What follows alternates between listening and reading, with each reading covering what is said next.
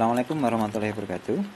Selamat malam, sehat selalu teman-teman sekalian dan juga Bapak Ibu.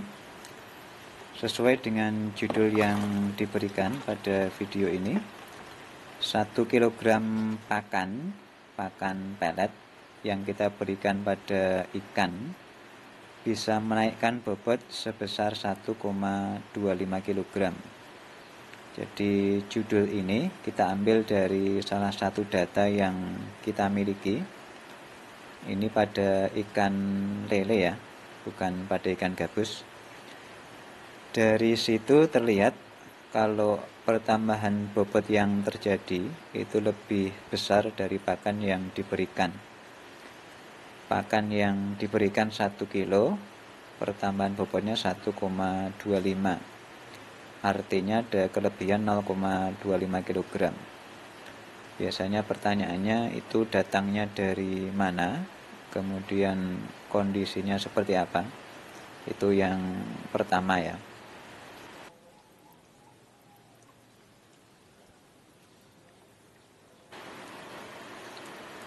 Kemudian yang kedua, kita sambil lihat datanya. Jadi ini data dari 4 kali pemeliharaan ikan lele di wadah-wadah sempit. Ada drum beberapa kali, kemudian ada juga di bus beton atau gorong-gorong. Masing-masing diisi dengan 100 ekor benih ikan lele dengan panjang awal yang kurang lebih sama, sekitar 9-10 cm. Kalau kita perhatikan dari data ini ya, yang 2 di atas itu kenaikannya cukup tinggi, dari 1 kilo jadi 1,25. Sementara yang 2 di bawah, nomor 3 dan nomor 4 itu naik juga, tapi tipis ya, 1 kilo jadi 1,054 dan 0,16. Jadi ada perbedaan yang cukup terlihat antara dua kelompok ini ya. Ini akan kita bahas juga nanti, perbedaannya itu karena apa ya, itu yang kedua.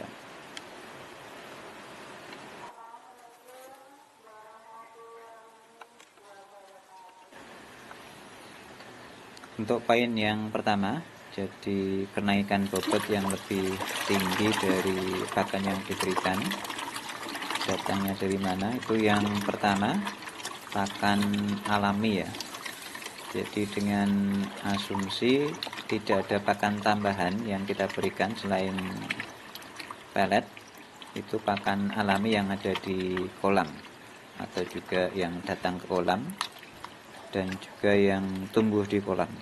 Jadi kalau kolam yang terutama yang dipersiapkan itu sebenarnya pakan alaminya banyak.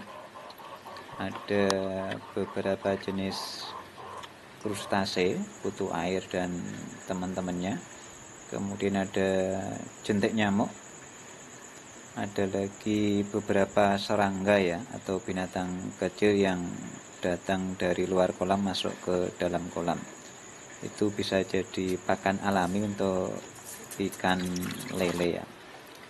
Kemudian selain pakan seperti itu ya, yang ukurannya bisa terlihat, ada pakan yang merupakan hasil dari aktivitas mikroorganisme.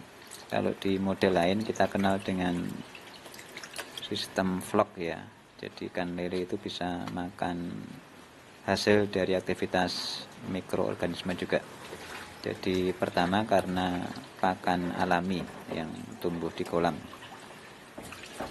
Kemudian yang kedua, ini penimbangan ya, 1 kilo jadi lebih dari 1 kilo. Itu karena sedikit banyak ada unsur cairan, kemudian gas, kotoran ikan ataupun sisa pakan pada tubuh ikan ya. Itu sedikit banyak akan menyumbang bobot pada ikan sehingga naik dari jumlah pakan yang diberikan.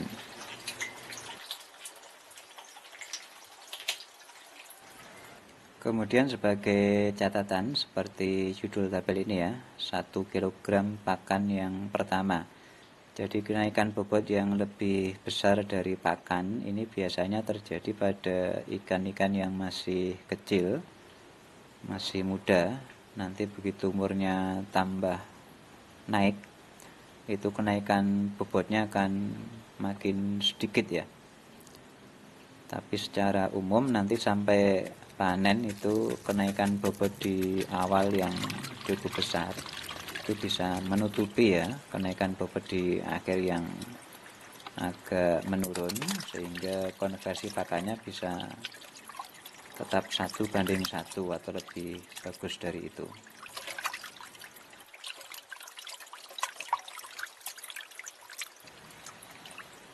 Kita lanjut ke poin kedua.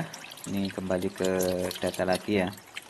Jadi yang dua di atas itu cukup bagus, jadi 1,25, kemudian yang di bawah jauh lebih kecil, hanya 1,0 sekian, tipis ya. Ini perbedaannya di mana sehingga bisa terjadi kondisi seperti itu. Untuk pembedanya yang atas dan bawah sehingga hasilnya agak jauh. Yang pertama untuk bibitnya ya. Jadi yang dua di atas itu bibitnya bagus, untuk benihnya bagus. Yang dua di bawah ini benihnya kurang bagus. Jadi dua di bawah yang merah ini benihnya adalah benih tampungan, jadi kelamaan ditampung. Kita sendiri yang nampung ya. Jadi aslinya ini buat pakan ikan hias. Dan kalau dipelihara secara bagus enggak 9-10, mungkin udah jauh lebih besar. Jadi pertama faktor bibitnya. Kemudian yang kedua, ini dari segi persiapan airnya. Yang dua di atas yang lebih bagus itu dari model pemupukan.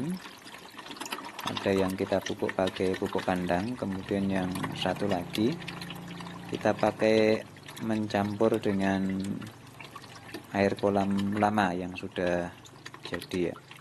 Sementara yang dua di bawah yang kenaikannya tipis itu kita cuma pakai air sumur aja, air jernih tanpa dipupuk, sehingga pakan alaminya otomatis tidak banyak tumbuh di situ.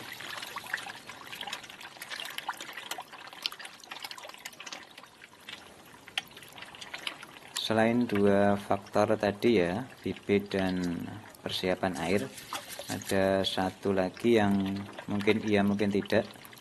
Jadi penutup kolamnya itu berbeda. Untuk yang dua di bawah, nomor 3 dan nomor 4, ini kita pakai tutup yang cukup rapat, pakai waring yang hanya bisa untuk masuk pelet aja.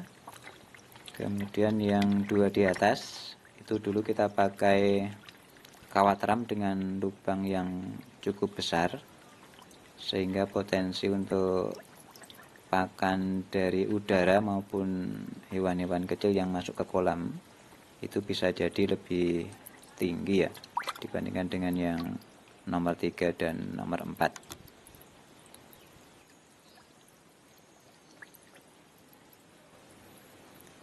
Oke teman-teman sekalian, sedikit ulasan tadi tentang kenaikan bobot yang lebih besar dari pakan yang diberikan.